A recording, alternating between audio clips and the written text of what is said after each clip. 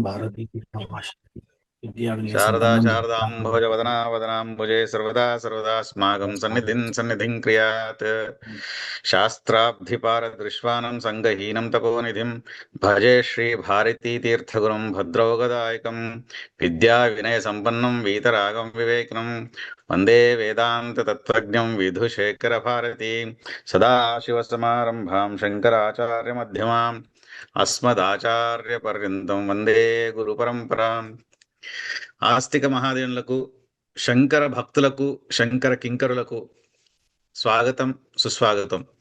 ముఖ్యంగా మనం ఈ కాల్ స్పెసిఫిక్గా పెట్టుకోవడానికి నేను ఒక్క నిమిషం కాంటెక్స్ట్ సెట్ చేస్తాను, దాని తర్వాత అందరూ మాట్లాడదురు. కానీ దీని ముఖ్య ఉద్దేశము శంకర నిందా నిర్మూలన.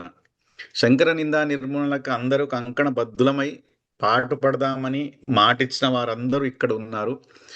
ఈ మధ్య అనేక సోషల్ మీడియా వేదికగా, ఎందుకంటే వీరికి శాస్త్ర పాండిత్య చర్చలు చేసే ధైర్యము దమ్ము లేదు కాబట్టి సోషల్ మీడియా వేదికగా అనేక అవాకులు చవాకులు పేలుతూ, ముఖ్యంగా శంకర నిందన ప్రతినిత్యం అదే పనిగా చేస్తున్న వారికి ఒక గట్టి హెచ్చరికగా, అంటే వారేమనుకుంటున్నారంటే సోషల్ మీడియా వేదికగా మనం ఇష్టానుసారంగా వాగితే మాట్లాడేవారు లేరు, ఎవరు వినట్లేరు, ఎవరు పట్టించుకోవట్లేదు అని అనుకుంటున్నారు. మన దురదృష్టవశాత్ ఏమిటంటే శంకర్ల పేరు చెప్పుకున్నటువంటి అనేక ఉద్దండ పండితులు, శ్రేష్ఠులు, సమాజంలో ఉన్నటువంటి గొప్ప జనులు కూడా కొందరు మాట్లాడారు, తప్పులేదు అందులో, కొందరు బయటికి వచ్చి మాట్లాడారు, అనేకులు ఇంకా మాట్లాడవలసి ఉంది. వారి వ్యక్తిగత కారణాలు అనుకోవచ్చు, లేదా ఇంకేమైనా ఇతర కారణాల దృష్ట్యా వారు చాలామంది మాట్లాడలేరు, వారు మాట్లాడతారు అని అనుకుందాము. కానీ మనం లౌకికులుగా, లేదా కొందరు పండితులు కూడా ఉన్నారు ఇందులో, మన చేతనైన శంకర సేవగా ఈ శంకర నిందకులకు ఒక హెచ్చరికగా ఈ మీటింగ్ ఈరోజు పెట్టుకోవడం జరిగింది. ఇందులో వచ్చిన మీకు అందరికీ మరోమారు శంకర నిందా నిర్మూలన గ్రూప్ తరఫున స్వాగతం పలుకుతూ ఈ కంటెక్స్ట్ చెక్ చేశాను. ఇందులో అందరూ స్టార్ట్స్ ఫ్రమ్ లలిత కృష్ణ శాస్త్రి గారు నుంచి స్టార్ట్ చేసుకుని అందరూ ఒక్కొక్క 5 నిమిషాలు మాట్లాడండి. ఇందులో ముఖ్యంగా ఏ మొహమాటము లేదు. చిన్నజీయర్ స్వామి గారు, వారి అనుయాయులు, వారి శిష్యగణం అనుకోండి, లేదా వారి భక్తిజనం అనుకోండి, వారు చేసేటువంటి శంకర నిందనపై ఖండించడమే మా ఉద్దేశం.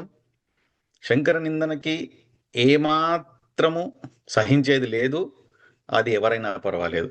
కానీ ముఖ్యంగా ఈ మధ్యలో ఇప్పుడు ప్రస్తుతానికి జరుగుతున్నటువంటిది ఈ జియర్ వారి శిష్యగణం కాబట్టి వారిని ఖండిందామని చెప్పేసి మనం ఇక్కడ ఉన్నాము. ముందుగా లలిత కృష్ణ శాస్త్రి గారికి దయచేసి, అయ్యా మీరు మొదలు పెట్టండి. మీరు శ్రీకారం చుడితే అందరం ఫాలో అవుతాము. ముందు మీరు మీ పరిచయం చేసుకొని మీ ఈ శంకర నిందపై మీ అభిప్రాయము, మీరు ఏ విధంగా ఖండిద్దాం అనుకుంటున్నారు, ఇంకేమైనా కార్యాచరణ ఉంటే చెప్పవలసిందిగా కోరుతుంది. తప్పకుండానండి. చాలా సంతోషం అండి. ఇటువంటి కార్యక్రమం పెట్టినందుకు చాలా ఆనందంగా ఉన్నది. ముఖ్యంగా శంకరులు నింద చేసేటువంటి వాళ్ళకి ఇదొక గుణపాఠం కావాలని నేను మనసా వాచా కర్మణ ఆది శంకరాచార్య స్వామి వారికి ప్రార్థన చేస్తున్నాను. ముఖ్యంగా రీసెంట్గా ఈ సమతా కుంభలో చిదరామనాయ పీఠాలు స్థాపన చేయలేదు, అందరూ చూసిందే, మళ్ళీ ఒక చిన్నగా చేయలేదు, ఇది వేద విద్యారణ్య వారు స్థాపన చేశారు అని ఒక అనవసరమైనటువంటి ఒక వాక్యం చెప్పారు. అసలు ఎవరికి సంబంధం లేదు. అటువంటి వాక్యం చెప్తూ చరిత్ర అలా లేదు అని చెప్పి ఏవో చెప్పుకుంటూ వచ్చారు. చరిత్ర గురించి మాట్లాడితే మనకి క్లియర్గా అనేక ప్రమాణాలు ఉన్నాయి. మాధవీ శంకర విజయం కనుక చూస్తే దాంట్లో శృంగేరిలో సాక్షాత్ ఆది శంకరాచార్య స్వామి వారే స్థాపన చేశారని చెప్పి క్లియర్గా ఉన్నది. వాళ్ళకి ఆ గ్రంథం కావాలంటే మనకి శృంగేరి వెబ్సైట్లో కూడా దొరుకుతుందండి, అన్ని లాంగ్వేజెస్లో ఉన్నది. కాబట్టి మనము ఏం జరిగిందంటే ఇక్కడ ఊరకు నాకు బురద జల్లడం మీరు కడుక్కోండి అని చెప్పడం లాగా ఉన్నదండి వీళ్ళకి. అసలు అవసరం ఏముందండి శంకరాచార్య స్వామి వారి గురించి మాట్లాడటానికి? ఏమి సందర్భమే కాదు. కానీ ఊరికనే ఏదో ప్రమాణం, ఏదో ఇష్టం వచ్చినట్టు నోటికి ఎంత వస్తుంది మాట్లాడారు. నేను ఒక విషయం చెప్పాలనుకున్నాను వీళ్ళకి. ముఖ్యంగా వీళ్ళకి ఎవరైనా సరే సాధారణంగా మనుషులకి అసూయ అనేటువంటిది ఒకటి ఉంటుందండి. ఎందుకు అసూయ అంటే నాకేది దక్కలేదో ఎదుటి వాళ్ళకి దక్కుతుంటే దాన్ని చూసి ఓర్వలేనటువంటి వాళ్ళు చాలామంది ఉంటారు.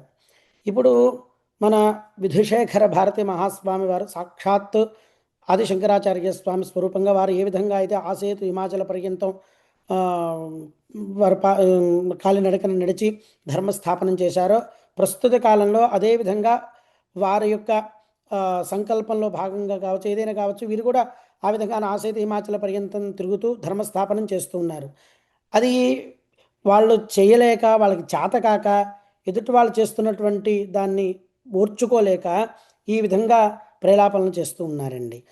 ఇప్పుడు జగద్గురువులు సమతా కుంభలోనే ఇటువంటి దుష్ట బుద్ధితో ఇటువంటి పనులన్నీ సమతా కుంభలోనే జరుగుతున్నాయి.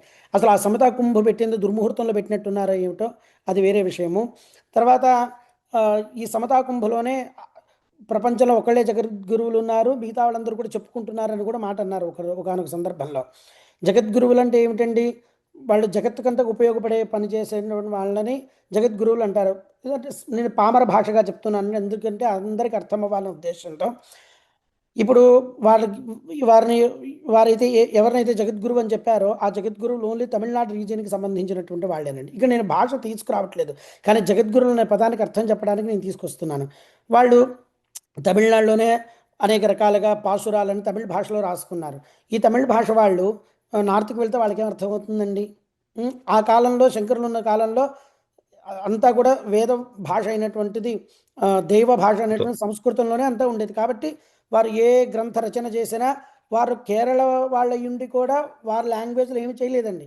వాళ్ళు దైవ భాష అయిన సంస్కృతంలోనే పామరుల నుంచి పండితులకు అర్థమయ్యే విధంగా అనేక రకాల గ్రంథాలన్నీ రాసి అందరికీ భగవంతుడి యొక్క అనుగ్రహం పొందాలని చెప్పి గణపతి దగ్గర నుంచి మొదలుకుంటే అందరి దేవతల్ని బ్రహ్మమయంలాగా చూస్తూ అందరికీ రాశారండి. అందుకని వారు జగద్గురువులు అయ్యారండి. వీళ్ళు ఏమున్నారండి? ఒకటి చెప్పమనండి, నేను చెప్తాను. శంకరాచార్య స్వామి వారు గణేష పంచరత్న స్తోత్రం రాశారు, శారదా భుజంగ స్తోత్రం రాశారు, తర్వాత లక్ష్మీ నరసింహ కరావలంబ స్తోత్రం అని చాలా ఉన్నాయండి. ఇంకా చెప్పుకుంటూ పోతే అనేక దక్షిణామూర్తి స్తోత్రం అని, కనకధారాస్తవం అని. కనకధారాస్తవం అంటే లక్ష్మీ వారి గురించే. వారు అంతటా ఉన్నది ఒకటే అని చెప్పి చూసి చేసినటువంటి మహనీయమూర్తి అండి వారు. వీరికి ఒకటి చెప్పమనండి, మచ్చుక్కి రోజు నిత్య పారాయణ గ్రంథంలో ఒక్క గ్రంథం పేరుని చెప్పమనండి. ఎవ్వరికి ఉపయోగపడినటువంటివి, ఎవ్వరికి ఏమి పనికిరానటువంటివన్నీ కూడా చేసి వారందరికి వారే ఒక స్వయం గురువుల్లాగా వాళ్ళే మెళ్ళ ఒక ట్యాగ్ లాగా వేసుకొని మేమే జగద్గురువులు అని చెప్పుకుంటూ తిరుగుతున్నారు. తండ్రి తిరుగుటంలో తప్పేం లేదు, కానీ మేమే జగద్గురువు ఎదుటి వాళ్ళని నిందించడంలోనే వస్తుందండి తప్పు. కాబట్టి ఇటువంటి నిందలను ఇప్పటికైనా ఆపి అన్యథా శరణం నాస్తి త్వమేవ శరణం మమ అని చెప్పి స్వామివారిని ప్రార్థిస్తే ఇటువంటి ఏ దోషం రాకుండా వారు అనుగ్రహిస్తారని నా భావన అండి. నేను ఇంతటితో నా వాక్యం నేను పరిసమాప్తి చేస్తున్నాను. హర హర శంకర, జై జై జై శంకర, శారదే పాహిమాం శంకర రక్షమాం. అశ్వత్థనారాయణ శర్మ గారు, దయచేసి మీ అభిప్రాయాన్ని తెలపండి.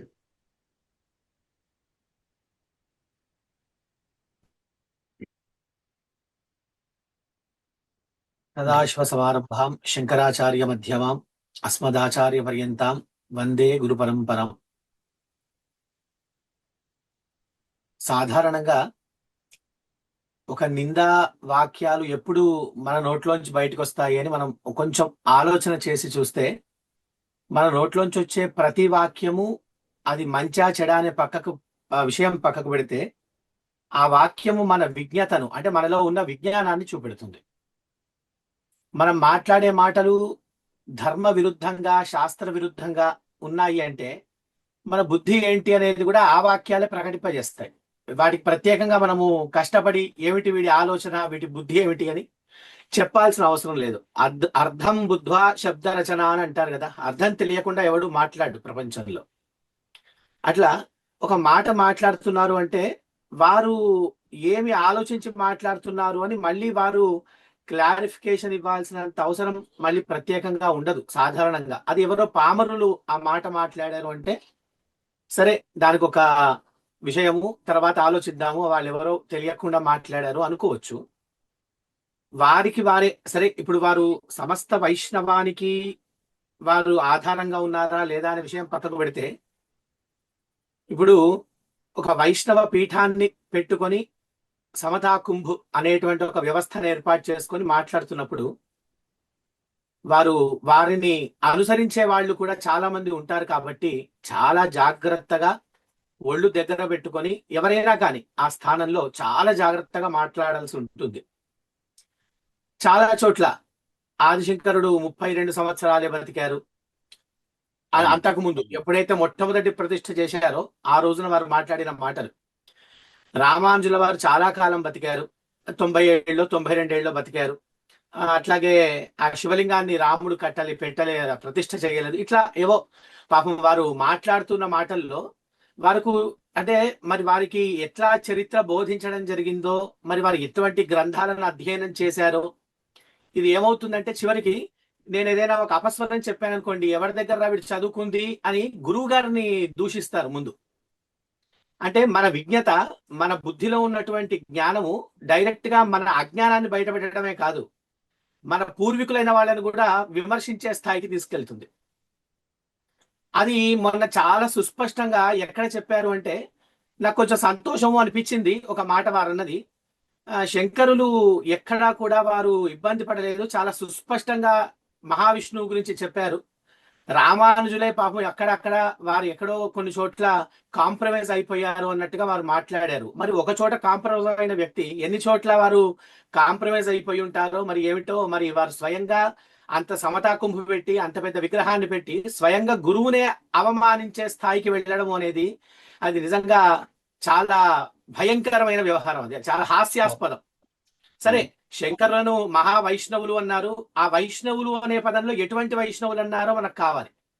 ఎందువల్ల అంటే ఇప్పుడు మనకి కృష్ణశాస్త్రి గారు చెప్పినట్టుగా జగద్గురు శబ్దం చేత ఆ వాచ్యులు అంటే ఈ జగద్గురు శబ్దం చేత చెప్పబడాలి అంటే విధుశేఖర భారతీ స్వామి వారు కూడా చాలా చోట్ల చెప్పారు. మనకి కో గురువు అంటే అధిగత తత్వజ్ఞ అని కూడా వాటి ఎన్నో ప్రమాణాలు సాక్షాత్తుగా గురువులే జగద్గురువులే చెప్పిన తర్వాత దాన్ని మళ్ళీ మనం ప్రస్తావించాల్సిన అవసరం లేదు. రెండవది ముఖ్యంగా జగద్గురు శబ్దం చేత సందుల్లో బొందుల్లో ఉండే వాళ్ళు కూడా జగద్గురువులు అవుతారు అని మునుపు ఒక మాట మాట్లాడిన విషయంలో అట్లాంటి వాళ్ళకి కూడా మా గురువు గారు జగద్గురు అయ్యారు అంటే సందులో బొందుల్లో ఉండేటువంటి నీచులకి కూడా మా గురువు గారు జగద్గురు అయ్యారు అనే మాట మాట్లాడినప్పుడు అట్లా కూడా మళ్ళీ ఒక రకంగా వాళ్ళ గురువుని వారే అవమానించాల్సిన దుస్థితి వచ్చి పడింది. సరే, అసలు జగద్గురు శబ్దంతో మేము చెప్పుకుంటాము అంటే చెప్పుకోండి, నేను పర్వాలేదు. ఇప్పుడు ఆదిశంకరులు జగద్గురువులు అంటే 6 మతాలను స్థాపించి అనేక స్తోత్రాలను ప్రస్థానత్రయాన్ని రచించి అన్ని మతాలకి వైష్ణవానికి స్తోత్రాలు రాశారు, శైవానికి స్తోత్రాలు రాశారు. వాళ్ళందరూ ఉద్ధరించబడడానికి అన్ని మార్గాలు చూపెట్టారు. అందువల్ల అన్ని రకాల మార్గాలలో ఉన్న వాళ్ళని ఉద్ధరింపజేసేటట్టుగా ఇంత మార్గాన్ని చేసి అనేక దార్శనికులతో వారు వాగ్వాదం చేసి అందరి ద్వారా వారు జగద్గురువు అనేటువంటి మన్ననను పొంది మనందరికీ ఈనాడు ఒక మార్గదర్శకులుగా శంకరులు ఉన్నారు. మరి ఈనాడు వీరు ఎన్ని మతాల వారికి మార్గదర్శనం చేయగలుగుతున్నారు? పోని వీరు గురువులుగా భావించేటువంటి వడగలై సంప్రదాయం వారు వీరిని ఏమైనా గురువుగా స్వీకరించే అవకాశాలు ఏమైనా ఉన్నాయా? పోని వైఖానసులు ఏమైనా వీరిని గురువుగా స్వీకరించే అవకాశాలు ఉన్నాయా? మరి వీళ్ళ స్వయంగా ఉన్న వైష్ణవుల్లోనే అవకాశాలు లేనప్పుడు జగద్గురు శబ్దం ఎట్లా వీళ్ళకి అది సెట్ అవుతుందో నాకు అర్థం కాలేదు. సరే, పెట్టుకుంటే ఉంది, నేను సత్యనారాయణ స్వామిని అని చెప్పుకుంటే నేను సత్యనారాయణ స్వామి వారిని అయిపోతానా? సరే, ఆ విషయం తర్వాత వారు ఏదో పాపం వారి సంతోషంలో వారు అన్నారు, మంచిదే, వారు ఆ స్థాయికి ఎదగాలి అని నేను కూడా ప్రార్థన చేస్తాను శంకర పరమాత్మని. వారు పూజించే విష్ణువునే నేను కూడా ప్రార్థన చేస్తాను ఆ స్థాయికి రావాలి అని. ఇక అద్వైత సంప్రదాయంలో నారాయణం పద్మభువం అని చెప్పి మొదలుపెట్టి మాట్లాడుతున్నప్పుడు మొట్టమొదటి అద్వైత వేదాంత స్థితిని ఉపదేశం చేసే గురువులలో మొట్టమొదటి స్థానంలో మనము నారాయణున్నే ప్రార్థన చేస్తున్నాం కదా. నరాణం సర్వేషాం అయనం అని కూడా చెప్తున్నాం కదా, సర్వ జీవులకు ఆధారమైన వాడు అని కూడా చెప్తున్నాం కదా. అటువంటి నారాయణుణ్ణి వైకుంఠానికి మాత్రమే పరిమితం చేసి ఈయన మాత్రమే నారాయణుడు, ఈయన లేకపోతే ఇంకా వేరే లేదు అనేటువంటి దాంతో చెబుతూ సర్వవ్యాపకత్వాన్ని ఎట్లా వీళ్ళు చెప్పడం కుదురుతుంది? సర్వవ్యాపకత్వాన్ని సర్వ జీవుల యందు సర్వ విషయాల యందు ఎక్కడ ఆయన లేని స్థానం అంటూ లేదు. చరముల యందు అచరముల యందు సర్వత్రా ఆ పరమాత్మ వ్యాపించి ఉన్నాడు. నరాణం, నరశబ్దం చేత సమస్తమైనటువంటి జడ చైతన్య వస్తువులన్నిటినీ స్వీకరిస్తున్నాం. అన్నిట్లలో ఆయనే ఉన్నాడు. ఇక మనకి గౌడపాదుల వారు చెప్పిన వాళ్ళల్లో చెప్పినటువంటి మాండుక్యోపనిషత్తులో కూడా పరస్పరం విరుద్ధ్యంతే తైరయం న విరుద్ధ్యతే, మేము ఎప్పుడు కూడా వారితో విరోధం పెట్టుకోవట్లా, మాకు అందరూ కావాలి. అందుకనే అన్ని మతాలను మేము స్వీకరించాం, అందరినీ గౌరవిస్తున్నాం, ఈనాటికి కూడా గౌరవిస్తున్నాం.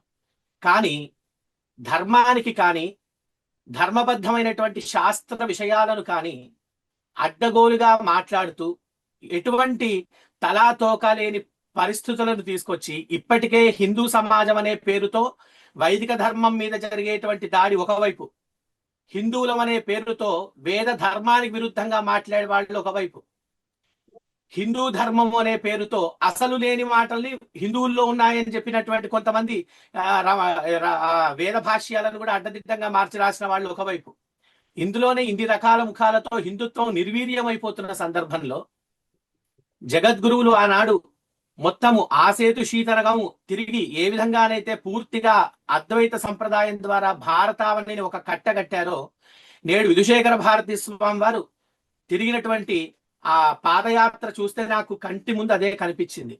అలా ఉత్తరాది లేదు, దక్షిణాది లేదు, ఎక్కడికి వెళ్ళినా వారికి జరిగినటువంటి ఉపచారాలు, వారికి జరిగిన వైభోగము, వారికి కలిగినటువంటి వ్యవహారాలు చాలా గొప్పగా కళ్ళ ముందు మనం చూస్తూనే ఉన్నాం. అన్నిట్లలో కూడా వారి పాండిత్యము, వారు మాట్లాడే మాటలు సాక్షాత్తుగా ఆనాడు ఆదిశంకరుడు ఎలా ఉన్నాడో అని మనం చూడలేము అని బాధ మనం ఎవ్వరము పొందక్కర్లేదు.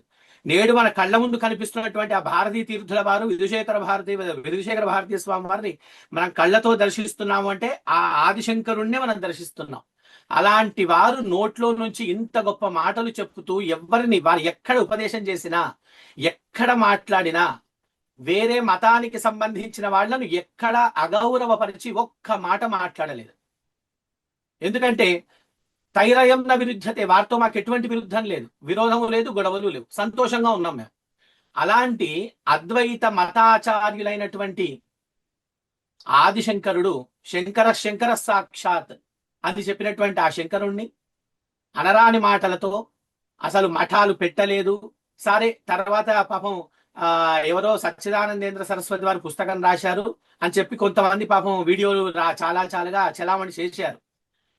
ఎవరి ఉద్దేశాన్ని వారు చెప్తారు, దాంట్లో తప్పేముంది? ఆయన పుస్తకం రాసినంత మాత్రాన ప్రమాణమా? పోనీ అటువంటి వారు ప్రమాణాన్ని తీసుకొని మేము మాట్లాడాము అంటే అసలు మీ పీఠాధిపత్యానికి పెద్ద తలకాయ నొప్పి వచ్చి పడుతుంది.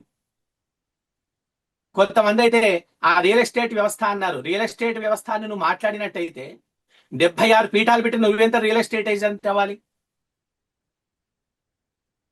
వాటిని ప్రమాణంగా తీసుకొని మాట్లాడుతున్నప్పుడు అది మనకు కూడా, ఆ వేలు మనకు కూడా చూపెడుతుంది, మనం కూడా ఇబ్బంది పడతామనే మాట రావద్దు మనిషికి. ఇట్లా వారు రామానుజులటువంటి అనునాయులు ఎవరైతే ఉన్నారో, చిన్నజీయర్ స్వామి వారి యొక్క అనునాయులు, లేదా ఇంకా చాలా మంది రకరకాలుగా మా గురువుగారిని అంటారా అని చెప్పి మాట్లాడుతున్నారు, ఆవేశంగా మాట్లాడుతున్నారు. కానీ మంచిదే, కానీ అసలు విచక్షణ లేకుండా మాట్లాడడం అనేది తప్పు. గురువు గారు ఎలా మాట్లాడారు, అసలు దానికి జరుగుతున్నటువంటి గొడవలు ఏమిటి, ఎటువైపు ఇది ప్రయాణం చేస్తూ వెళ్తుంది అనేటువంటి విషయాన్ని అర్థం చేసుకోకుండా కేవలం యుద్ధం చేసుకొని కొట్టుకొని చావడం అనేటువంటి వ్యవస్థలోనే మాట్లాడితే విషయాలు నెగ్గు తేలవు. మాట్లాడేటప్పుడు కాస్త మనస్సు, ఒళ్ళు అన్నిటినీ కూడా జాగ్రత్తగా పెట్టుకొని మాట్లాడి తీరాలి. అది ఎవరైనా సరే. మనం గురుస్థానంలో ఉన్నప్పుడు మనని అనునయించే వాళ్ళు, లేదా అనుకరించే వాళ్ళు, అనుసరించే వాళ్ళు చాలా మంది ఉంటారు. మనం ఒక మాట మాట్లాడామంటే వాళ్ళ హృదయాలలో ఇప్పటి వరకు లేని విషబీజాలను మనం నాటుతున్నాము అని అర్థం. ఇంతమంది విషవృక్షాలను దేశానికి, ధర్మానికి వ్యతిరేకంగా తయారు చేస్తున్నామని అర్థం. కాబట్టి చాలా జాగ్రత్తగా మాట్లాడాలి. ఇందులో ఏ మాట మాట్లాడినా శాస్త్రానికి విరుద్ధంగా మాట్లాడడానికి వీల్లేదు. ఇక ఈ జియర్ స్వామి వారు కానివ్వండి, వారి యొక్క శిష్యగణం కానివ్వండి, వీరు ఇప్పటితో ఇది ఆపుతారు అని మాత్రం నేను విశ్వసించను. ఇది ఇక భవిష్యత్తులో కూడా జరుగుతూనే ఉంటాయి ఇట్లాంటివి. ఇలాంటివి జరుగుతున్నప్పుడు మనము చాలా జాగ్రత్తగా ఏ అక్షరం మాట్లాడినా ప్రమాణాలు లేకుండా ఇది ఆచంద్ర తారకం ఖండిస్తూ ఉండాల్సిందే. ఈ రోజున మనం దాన్ని ఒక బెల్ట్ కట్టేశామండి, ఆనకట్ట కట్టేశాం, ఇక వీళ్ళు మాట్లాడరు అనే వ్యవస్థ లేదు. ఎందువల్ల అజ్ఞానానికి అంతు లేదు, దానికి ఎప్పుడు జన్మ లేదు కదా, అంతం అయితే ఉంది. అది ఎప్పుడు విజ్ఞానం కలిగితేనే, అజ్ఞానం పోయేది విజ్ఞానం కలిగితేనే. ఆ విజ్ఞానం రావాలంటే శంకర మార్గంలో రావాల్సిందే, ఇక వేరే అవకాశం లేదు. వాళ్ళందరూ ఉపాసనలు చేసుకుంటూ ఉన్నారు, మంచిదే, అది గొప్ప విషయమే. ఆ ఉపాసననే ఆధారంగా చేసుకొని శంకరుడి ద్వారా ఉపదేశించబడిన అమృతం లాంటి ప్రస్థానత్రయం అద్వైత వేదాంతము తప్పు అని చెప్పడం కానీ, జగద్గురువులు మేమేం చెప్పుకోవడం కానీ, ఇంకా ఏమైనా కావచ్చు, ఇంకా భవిష్యత్తులో ఇంకా రకరకాల మాటలు కూడా రావచ్చు. ఇలా దయచేసి మేము సవినయంగా ప్రార్థన పూర్వకంగా అటువంటి పీఠంలో ఉన్నటువంటి పీఠాధిపతులం అన్నటువంటి జిఆర్ స్వామి వారిని కానివ్వండి, వారి శిష్యులను కానీ మేము ప్రార్థిస్తుంది ఏంటంటే, దయచేసి శంకర ద్రోహానికి పాల్పడి స్వయంగా మిమ్మల్ని మీరు వినాశనం చేసుకోకండి. శంకర విజయంలో కూడా అక్కడ ఆ భైరవుడు వచ్చి ఆ శంకరుణ్ణి ఏదో చేయమని చెప్తే ఆ మహాభైరవుడు స్వయంగా నన్నే నాశనం చేసుకోమంటావా అని భైరవుడిని మింగిపడేస్తాడు. అట్లా మీరు శంకర ద్రోహం చేయాలని ప్రయత్నం చేసి మీకు మీరే ద్రోహం చేసుకుంటున్నారు, మీకు అర్థం కావట్లేదు. దయచేసి అటువంటి పని చెయ్యకండి. మీ వాక్యాలతో మాటలతో ధర్మద్రోహానికి దేశద్రోహానికి పాల్పడకండి. మన సనాతన ధర్మాన్ని నిర్వీర్యపరిచి సర్వనాశనం వైపు బయలుదేరి మహాపాపాన్ని తల మీద పెట్టుకోకండి. ఎంతో మంది ఎంతో కష్టపడి ఈనాడు మనం ఈ మాత్రం బతకగలుగుతున్నాము అంటే వారు చేసినటువంటి పుణ్యమే. దయచేసి మీరు శంకరాద్వైతాన్ని అర్థం చేసుకోకపోయినా పర్వాలేదు, దాన్ని అపార్థం చేసుకొని లేని విషయాలను కొత్తగా చెప్పి మనుషుల యొక్క బుద్ధుల యొక్క మనసుల్ని నాశనం చేసే ప్రయత్నం చేయకండి. ఇది మేము సవినయంగా ప్రార్థన చేస్తున్నాము. అట్లాగే ఇక భవిష్యత్తులో కూడా ఎటువంటి మాటలు మాట్లాడినా ప్రమాణపూర్వకంగా ఖచ్చితంగా ఖండించడానికి శంకర కింకరులమై ఎదురుగుండా నిలబడి ఉంటాము అని మేము సభాపూర్వకంగా మనవి చేసుకుంటున్నాం. శంకర పాహిమాం శారదా రక్షమాం. ధన్యవాదం అశ్వత్ నారాయణ గారు మీ వాక్కులకు. మనకు ఇంకా 10 నిమిషాలు టైం ఉంది. ఒకవేళ వీలైతే ఇదేమైనా ఇబ్బంది అనిపిస్తే మళ్ళీ జాయిన్ అవుదాము ఇదే కాల్లోకి. అందరూ రెడీగా ఉండండి కోరుకుంటూ, మన మరుమామల వెంకటరమణ శర్మ గారు దర్శనం శర్మగా ప్రఖ్యాతులు. శంకర నిందనే కాదు, హిందూ ధర్మంలో ఎక్కడైనా ఏ ఇబ్బందులు వచ్చినా నేనున్నానంటూ ముందు వచ్చే దర్శనం శర్మ అన్నయ్య గారికి స్వాగతం పలుకుతూ, అన్నయ్య మీరు ఈ మధ్య చూస్తున్నటువంటి అనేక శంకర నిందన పరిణామాలపై మీ అభిప్రాయము, మార్గదర్శనం చేయవలసిందిగా కోరుతున్నాం. సభకు నమస్కారం. నా ఆడియో బాగా వినబడుతుందండి? ధన్యవాదాలు. అందరికి సభకు నమస్కారం. సభలో ఉన్నటువంటి పెద్దలందరికీ కూడా నమస్కారం. నేను శివంపేటలో శాస్త్రుల విశ్వనాథ శాస్త్రి గారని ఒక 50 ఏళ్ల క్రితమే శంకరాద్వైతం మీద విశేషమైన శృంగేరి జగద్గురువుల ఆస్థాన విద్వన్మూర్తిగా విశేష కృషి చేసిన మహానుభావుడు జయంతి ఉత్సవాల్లో ఉన్నాను. నేను మన ఈ సమావేశం కోసం ప్రత్యేకంగా నా ఎదురుగా గురుమూర్తి త్రయం ఉంది. ఇక్కడ ఆదిశంకరులు, వేదవ్యాసులు, దక్షిణామూర్తి గారి మూర్తిత్రయ విగ్రహం ఉన్న ధ్యాన మందిరానికి వచ్చి మాట్లాడుతూ ఉన్నా. నేను ఒక 5-10 నిమిషాలు దయచేసి సమయం తీసుకొని నేను సభకు వెళ్ళాలి, నేను చెప్పేస్తాను. ఇప్పుడు విషయం ఏమంటే, మొన్న ఏదైతే పూజ్యులు జిఆర్ స్వామి వారు, పరమ పూజ్య చిరుజీఆర్ స్వామి వారు సమతామూర్తి వార్షికోత్సవం, అంటే అది ప్రతిష్ట అయిపోయి మహాకుంభు అని వార్షికోత్సవాలనే ఉత్సవాలు చేస్తున్నారు. ఆ సందర్భంగా చివరి రోజున వారు ఏదైతే ఆ కార్యక్రమంలో యథారపంగా మాట్లాడుతూ వారు అనేక విషయాలు చేస్తూ ప్రత్యేకంగా ఆదిశంకరుల ప్రస్తావన తీసుకొచ్చారు. ఆదిశంకరుల ప్రస్తావనలో ఆమ్నాయ పీఠాలను ఆదిశంకరులు స్థాపించలేదు అని చెబుతూ, ఆదిశంకరులు తర్వాత శృంగేరి పరంపరలో 12వ జగద్గురువులైనటువంటి విద్యాశంకర భారతీ స్వామి వారు, విద్యారణ్య భారతీ స్వామి వారు ఈ ఆమ్నాయ పీఠాలను స్థాపించారు అని చెబుతూ, కేదార్నాథ్కి వెళ్ళిన ఆదిశంకరులు అవతార సమాప్తి అయి మళ్ళీ తిరిగి వెనక్కి రాలేదు. ఇది 3వ విషయం చెప్పారు. 4వ విషయం, ఆదిశంకరులు పరమ వైష్ణవులు. వారంతా వైష్ణవ సంబంధమైనటువంటి విషయాల మీదనే భాష్యాలు కానీ, ప్రకరణలు కానీ, స్తోత్రాలు కానీ అవే రాశారు. ఒక రకంగా చెప్పాలంటే రామానుజాచార్యుల కన్నా మొహమాటం ఉంది కానీ వైష్ణవ తత్వాన్ని చెప్పడంలో ఆదిశంకరులకు లేదు. అందుకే ఆదిశంకరులు పరమ వైష్ణవుడు. ఇది వారు చెప్పిన విషయం. ఇక్కడ మనమందరం కూడా రామానుజాచార్యులైన, మధ్వాచార్యులైన, ఆదిశంకరాచార్యులైన సమభావన కలిగినటువంటి మనమంతా ధార్మికులం. సనాతన ధర్మంలో మనం ఏ విధమైనటువంటి మన మధ్య పరపక్షాలు ఉండొద్దు, త్రిమతాలను ఒకరికొకరిని గౌరవించుకోవాలి అనేటువంటి తత్వం కలిగిన వాళ్ళం మనం. అయితే ప్రధానంగా చిన్నజీవి స్వామి గురువు గారు వారు సమతామూర్తి ఉద్ఘాటన జరిగిన సమయంలో రాష్ట్రపతి, ప్రధానమంత్రి, అనేక మంది పెద్దలు వచ్చిన సందర్భంలో చివరి రోజు ఒక మాట అన్నారు. ఇక్కడ ఉన్న పెద్దలందరికీ అది జ్ఞాపకం ఉండి ఉంటుంది. చివరి రోజున ఇలాగే మొన్న ఆమ్నాయ పీఠాల ప్రస్తావన ఎలా చేశారో ఆ మొదటిసారి ఉద్ఘాటన జరిగిన చివరి రోజు కూడా వారు ఏమన్నారంటే, అసలు జగద్గురు ఆదిశంకరాచార్యులు కాదు, ఎలా జగద్గురు అవుతారు అనే మాట అన్నారు. ఆ రోజున కూడా పెద్ద గగ్గోలైంది. మనం పూర్తిగా శంకర సాంప్రదాయాన్ని అనుసరిస్తున్న మనమందరం కూడా, అద్వైత సిద్ధాంతాన్ని అనుకున్న మనందరం కూడా గట్టిగా ప్రతిఘటించాం, ఆక్షేపించాం. ఇది ఆదిశంకరుల గురించి. అంతకు పూర్వం ఒక కార్యక్రమంలో ఎవరైతే ఇంట్లో శివలింగాన్ని పెట్టుకుంటారో ఆ ఇల్లు మహా శ్మశానం లాంటిది అని ఒక మాట అన్నారు.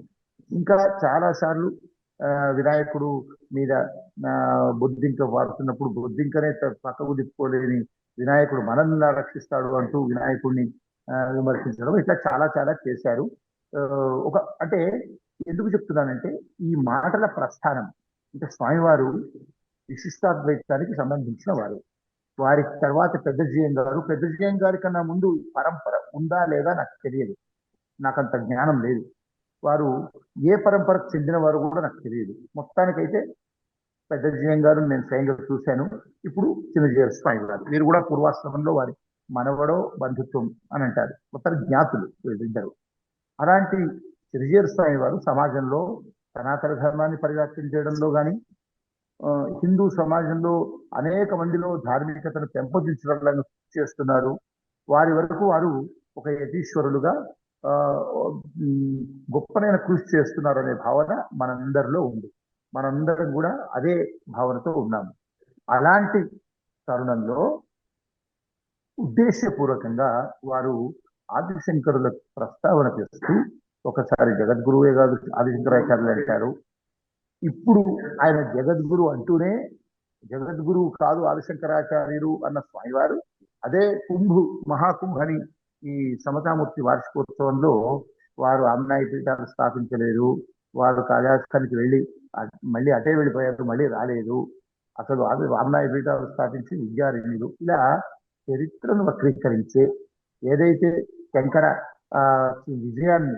విజయం అనేది మాధవీయ శంకర విజయం, విద్యారణ్య స్వామి వారి తర్వాత వచ్చినటువంటి ఆ విజయాలతో పాటుగా ఇంకా అనేక మంది పెద్దలు రాసిన శంకర విజయాల్లో ఉన్న ప్రస్తావనలన్నీ ఆమ్నాయ పీఠాల చరిత్రలో ఉన్న, చివరికి కంచికామకోటి పీఠం వాళ్ళ చరిత్రలో కానీ అన్ని చరిత్రల్లో ఉన్నటువంటి విషయాలను పూర్తిగా వక్రీకరించి వారు ఏ విధంగా ఈ ఆమ్నాయ పీఠాలు ఆదిశంకరులు స్థాపించలేదనేటువంటి తీవ్ర అభ్యంతరకరమైనటువంటి ఆక్షేపణీయమైనటువంటి విషయాన్ని వారు మాట్లాడారు.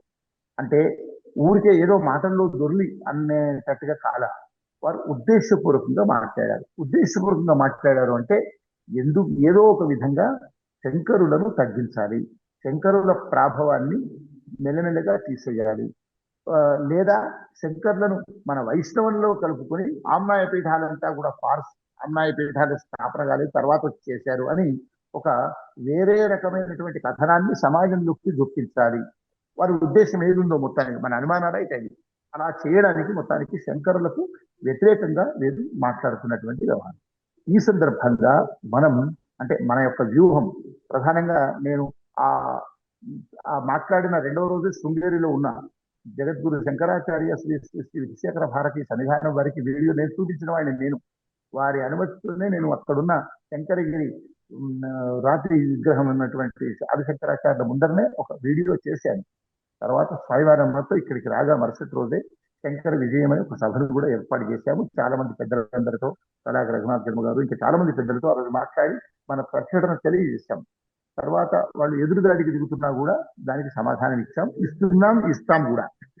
అయితే మన ఉద్దేశం ఏమంటే చిరంజీవి స్వామి వారు చేస్తున్నటువంటి కార్యక్రమాల విషయంలో మనకు ఏ విధమైన ఆక్షేపణ లేదు. వారి విశిష్టాద్వైతం గురించి వారు ఎంత మాట్లాడుకున్నా, ఎంత ప్రచారం చేసుకున్నా, ఎంత చేసినా వాళ్ళ ధర్మం వాళ్ళు చేయాలి. వైష్ణవ తత్వాన్ని, వైష్ణవాన్ని ఎంత పరివ్యాప్తం చేసినా మనకు అభ్యంతరం లేదు. మధ్వాచార్యులకు సంబంధించి మధ్వ సంప్రదాయంలో ఉన్నవాళ్ళు కూడా, ద్వైత సంప్రదాయంలో ఉన్నవాళ్ళు, వారు ఏ రకంగా వాళ్ళ మతాన్ని ప్రచారం చేస్తున్నా, వారు ఏ విధమైనటువంటి మధ్వాచార్యుల గురించి ప్రస్తుతించుకున్నా తప్పు లేదు. మనం ఎలాగైనా అద్వైత సిద్ధాంతాన్ని పాటించే వాళ్ళము, శంకర సాంప్రదాయంలో ఉండే వాళ్ళం. మనం ఆదిశంకరుల గురించి మాట్లాడతాం. మనం కూడా ఇంకొక మతానికి సంబంధించిన వాళ్ళ గురించి మాట్లాడాల్సిన అవసరం లేదు. కానీ ఎక్కడా లేని విధంగా వేల ఏళ్ల సంవత్సరాలు కూడా ఎప్పుడు మన గరివి నిర్గంలో ఒక విశిష్టాద్వైత సంప్రదాయం అంటూ పరంపర ఉందో లేదో నాకు తెలియదు వారికి. కానీ చిన్నజీవి స్వామి వారు ఆదిశంకరుల గురించి ప్రస్తావన ఇది 3వసారి తీసుకురావడమే కాదు, శంకర విజయం ఆ చరిత్రను వక్రీకరించడం అనేది చాలా చాలా చాలా ఆక్షేపణీయం, అభ్యంతరకరం. కనుక ఈ విషయంలో ఎవరైతే వివాదానికి కారకులయ్యారో, ఎవరైతే తమ ప్రసంగంలో పూజ్య చిరంజీవి స్వామి ఆదిశంకర్ల గురించి మాట్లాడారో వారే ఈ వివాదానికి ముగింపు పలికితే ఏ రకమైన ఇబ్బంది లేదు. ఒకవేళ వారు ముగింపు పలకకుండా తమ కొంతమంది ఎవరైతే బ్రాహ్మణేతర దర్శనం